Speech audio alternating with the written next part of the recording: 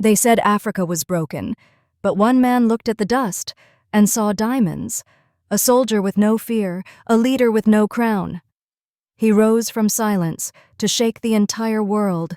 His name, Ibrahim Traoré, the lion who dared to roar when others whispered visuals. African sunrise, flags, people marching, Traoré standing before troops. This is not a speech. This is an awakening. Born in the heart of Burkina Faso, he was just another young man, until the world tested his soul. He saw injustice. He saw corruption. He saw his people living under shadows of foreign control. But instead of fear, he chose fire. While others waited for change, he became the change.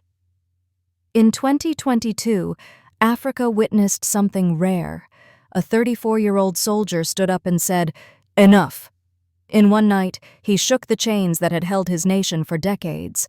The world didn't expect it, but Africa did, because Africa was tired and ready. When the world powers tried to pressure him, he smiled. When they threatened him, he stood taller. He said, "Africa will no longer kneel before anyone." Every word became a thunderstorm across the continent. They feared his courage more than his army. He didn't ask Africans to fight. He asked them to believe. He spoke about unity, independence, and pride. "We must stop begging for our future," he said. "We are the future."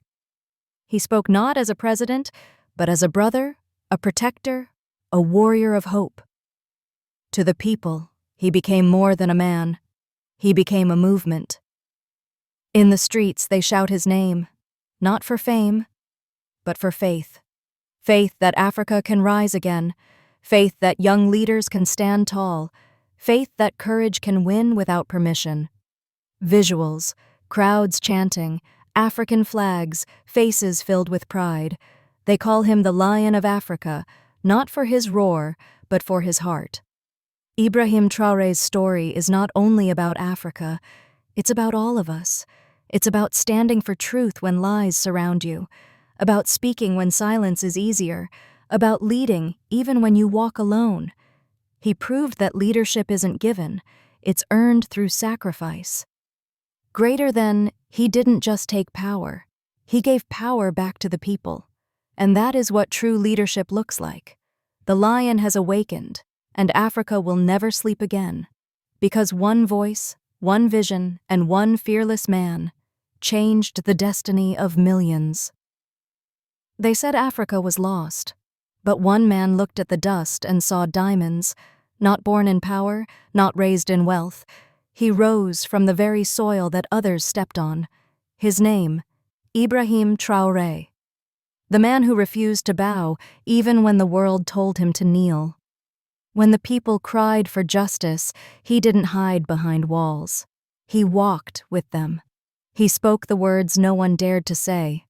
"We will not be slaves in our own land." And that voice, one voice, became a revolution. But after victory comes the hardest war, rebuilding. Traoré didn't celebrate. He worked. He built schools from dust, hospitals from ruins, hope from nothing. He told his people, "Before we fight the world, we must heal ourselves."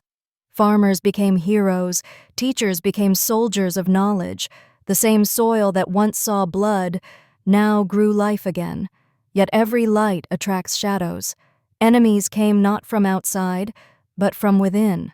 The corrupt, the greedy, the fearful. They whispered lies, spread hate. But he smiled and said, "If truth makes me dangerous, then let danger be my destiny." And soon, Africa began to rise with him. Mali stood, Niger stood, Chad followed. What began as one man's fire became a continent's flame. For the first time in years, Africa spoke with one voice. Unity is our weapon. Division is their victory. But the West grew silent, then nervous. Sanctions came, threats came. They tried to break him with isolation and lies. Yet he stood tall and said, "Africa is not poor. It is robbed." His courage became a mirror, showing the world its own hypocrisy. The people followed him not out of fear, but out of faith. From soldiers to students, from elders to children, everyone had one dream: freedom. Cities echoed with his name, not as a king, but as a symbol, the symbol of Africa's second independence. But courage always comes with a cost. Threats, betrayal, isolation, all tested him, and he said, "If my silence will please them, then let my words disturb them forever." Because he knew, the world fears the man who speaks truth. His fight is not just for Burkina Faso, it's for every African heart that still beats with pride. Empires fall, but courage remains. Ibrahim Traoré is not a chapter, he's the spark of a new beginning, and this is only the start of his story.